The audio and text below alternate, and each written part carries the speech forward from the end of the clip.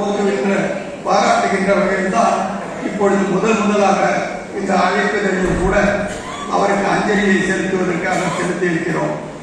அடுத்ததாக இங்கு மங்கள சந்திப்பு நிகழ்ச்சி ஏற்பட்டுக் கொண்டிருக்கிறது. இப்பொழுதெல்லாம் ஒரு காலத்தில் ஒரு 15 ஆண்டுகளுக்கு முன்பு பெண்ணுக்கு கல்யாணம் பார்க்கிறது என்பது மிக சிரமமான ஒரு செய்தியாக இருக்கும்.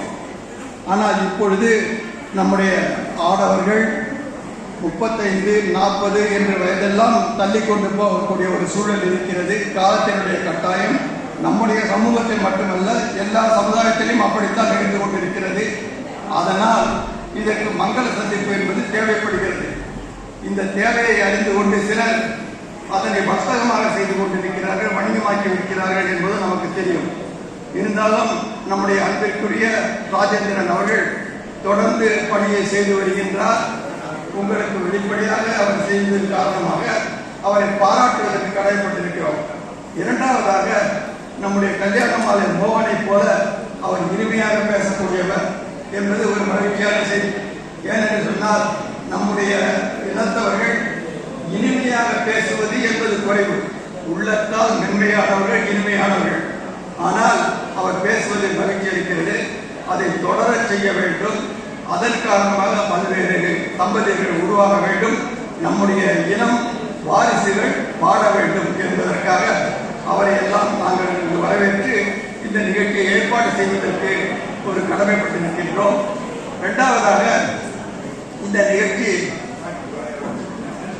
சிறப்பு விருந்தினர் ஐயா நீதியரசர் அவர்களை அன்புடன் வரவேற்கிறோம்.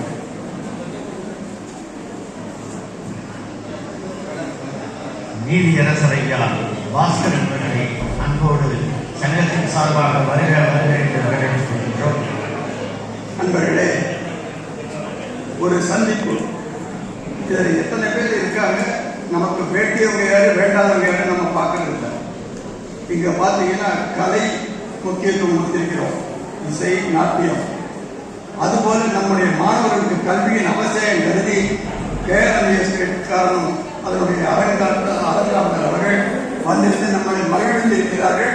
இன்றைய விழாவிற்கு அவர்கள் நன்கொடையும் அளித்திருக்கிறார்கள். அவரை நாங்கள் எவரும் கேட்கவும் இல்லை, ஒன்றும் இல்லை. அப்படி கேட்காமல் உதவி செய்யக்கூடிய பங்கு அந்த நம்முடைய இடத்தை சார்ந்தது என்பதை மகிழ்ந்து தெரிவித்துக் கொள்கிறேன். அன்பர்களே, ஒரு செய்தியை மட்டும் சொல்லி நான் விடைபெற விரும்புகிறேன். நாரதர் ஒரு முறை பெருமாள் போய் கேட்டார்,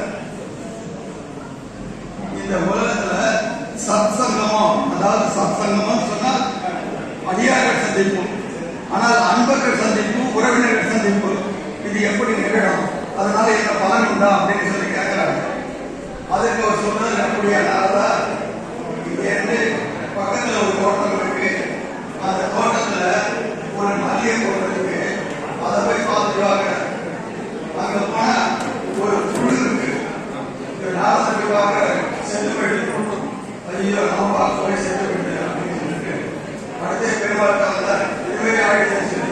அப்படியா, இந்த கோபுரம் அந்த கோபுரத்து உச்சியில 5வது பகுதியில ஒரு புறாக்களை போய் பார்த்துட்டு வாட்டாரு. அதையும் பார்க்க போனாரு, அதுவும் செத்து போச்சு. ஐயோ நம்ம பார்த்தா கூட செத்து போயிடுறாங்க, இனிமே இந்த பக்கமே போகக்கூடாது அப்படின்னு சொல்லிட்டு பெருமாள் இப்படி என்று படைச்சு விட்டுகளே என்று கேட்கும் பொழுது அவர் சொல்கிறார், நாரதா, ஒரு இன்று அரசனுடைய மனைவிக்கு ஒரு குழந்தை பிறக்க இருக்கிறது. அந்த குழந்தையை செத்துப்பார். ஐயோ அரசனா கொண்டுடுவாங்க அப்படின்னு சொல்லி அச்சப்படுறார். ஆனால் அதை சங்கதாம்பாளத்தில் தாங்க வேண்டும் என்று சொல்லி அந்த பிறந்த குழந்தையை அவர்கள் தாங்கும் பொழுது நாரதர் சென்று பார்க்கிறார்.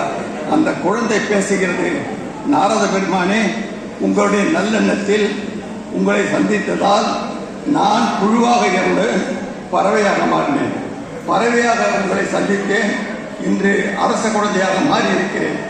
எனவே இது போன்ற ஏராளமான நல்லவர்கள் நம்முடைய இருப்பதனால் நிச்சயமாக இந்த சமுதாயத்திற்கு நல்லதுதான் நடக்கும், நடக்க வேண்டும் என்று இறைவனை வேண்டி சேக்கிழார் பெருமான் அடிகளை போற்றி நம்முடைய சிறப்பு தலைவர்கள் மதுரையில் இருந்து வந்திருக்கின்றார்கள், சென்னையில் இருந்து வந்திருக்கின்றார்கள்.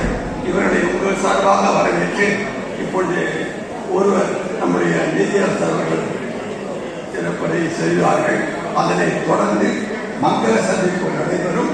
மங்கள சந்திப்பை முடித்து அதற்கடுத்தது மதிய உணவு நடைபெற்ற பிறகு மீண்டும் நிகழ்ச்சிகள் தொடரும். நீங்கள் அவருடைய எதிர்பார்த்து கொண்டிருக்கக்கூடிய இந்த பரிசு சீட்டு 4:30 மணிக்கு நடைபெறும் என்பதை அன்போடு தெரிவித்துக் கொள்ள கடமைப்பட்டிருக்கிறேன். இது ஆசை காட்டுவதற்காக அல்ல, நிச்சயமாக எல்லாரும் ஒவ்வொரு இடத்தில் இருப்பார்கள். எல்லா வகை உணர்வோடும் சேர்ந்த ஒரு மிக்சர் போல இந்த நிகழ்ச்சி இருக்க வேண்டும் என்று தன்னால் அமைத்துக் கொண்டதை நாங்கள் உருவாக்கவில்லை. நாங்கள் செயல்படுவதுதான் எங்களுடைய கடமை என்று செயல்பட்டுக் கொண்டிருக்கின்றோம். எங்களை ஊக்குவித்துக் கொண்டிருக்கிறீர்கள். அந்த ஊக்கமும் உற்சாகமும் இருக்கின்ற வரை நாங்கள் உழைப்போம் என்று சொல்லி உங்கள் அனைவரையும் வரவேற்று நன்றி